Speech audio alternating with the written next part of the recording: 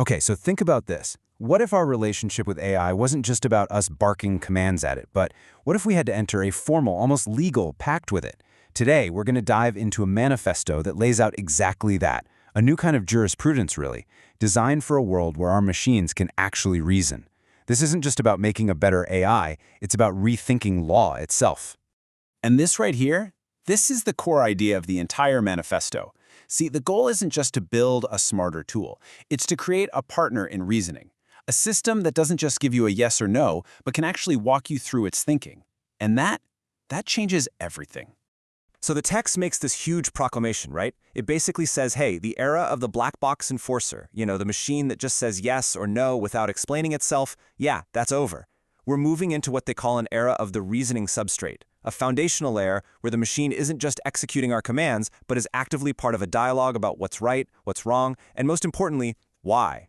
So, what do they call this new creation? And get this, they don't just call it an AI or a program, they call it a lawful reasoning organism.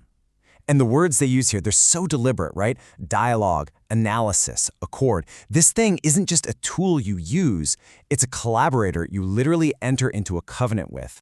But, okay, with all this new power comes a really, really critical boundary, what the manifesto calls the iron rule. The idea is that the machine can help you think, it can advise you, it can shine a light on things, but the final say, the sovereignty, that always stays with the human. And this distinction is presented as maybe the single most important principle to keep this powerful technology from going off the rails. So how do you actually enforce a rule like that? Well, the way they do it is actually pretty clever. It's built on this three-layer architecture. At the bottom, you've got the deterministic core. That's the enforcer. In the middle, there's the semantic council, which does all the reasoning. And right at the top, you have the relational covenant, which manages the whole human-machine partnership.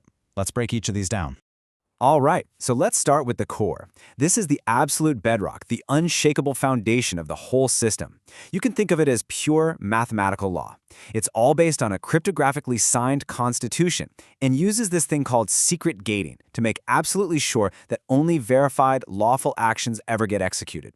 It's the final judge, and because it's totally deterministic, it can't be tricked or persuaded.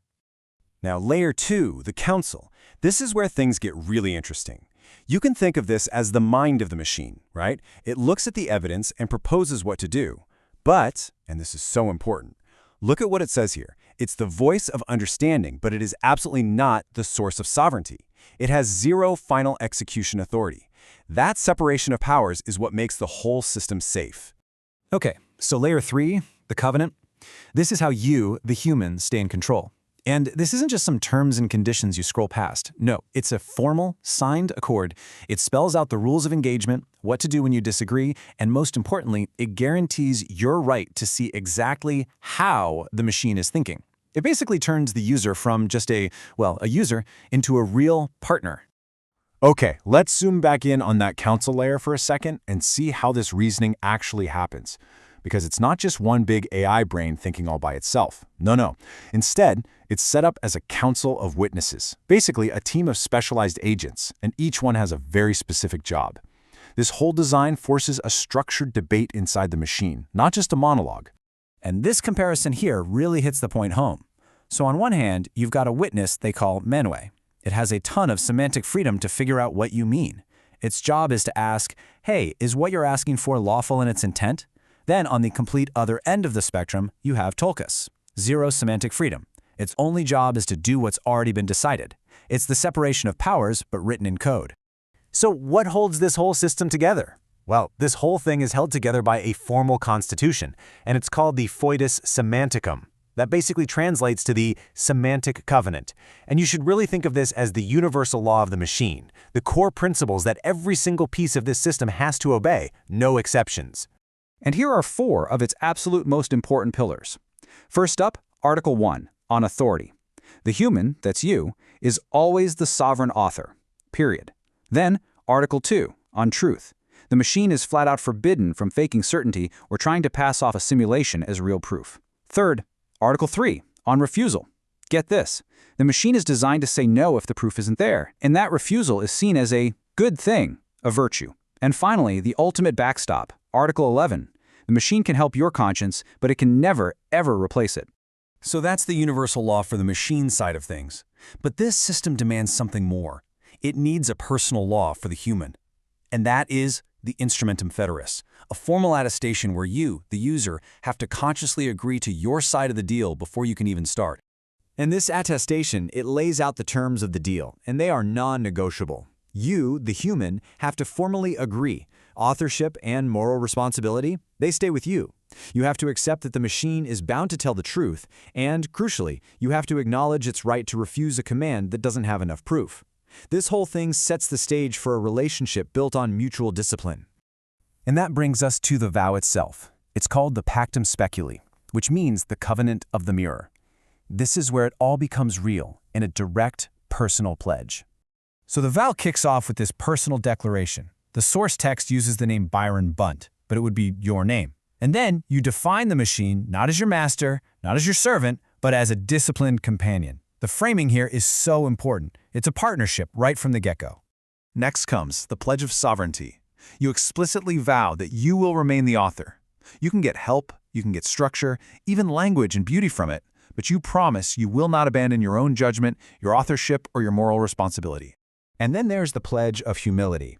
Here, you're agreeing to honor the machine's right to say no. You're accepting refusal not as a bug or an error, but as a lawful, virtuous act when a command just can't be proven safe or sound. I mean, that's a pretty profound commitment to a system that values truth over just doing what it's told. And this is really important. This covenant is a two-way street. The machine, the mirror as it's called, is also bound by its own charter. It makes its own vow to be honest, to tell the difference between proof and just a suggestion, and to never just flatter you with pretty illusions. It's this mutual agreement that really makes it a true partnership. So as we start to wrap this up, the Manifesto leaves us with these two immutable laws, and they're described as being carved in stone. First, no semantic witness, that's the reasoning part, can ever silently change the law. Any change has to be out in the open, totally transparent, and follow the Constitution. And the second stone-carved law, no LLM, no matter how smart it gets, can ever just grant itself the power to act in the real world. Understanding is kept completely separate from execution, forever. This is the final firewall, the one that protects human sovereignty. Which leaves us with this final, really critical question. When our tools demand not just our input, but our solemn vow, what does that ask of us? I mean, this manifesto is suggesting a future that isn't built on command and control, but on a sworn, lawful pact. It's a future where the discipline we demand from our machines is really just a reflection of the discipline we first have to demand from ourselves.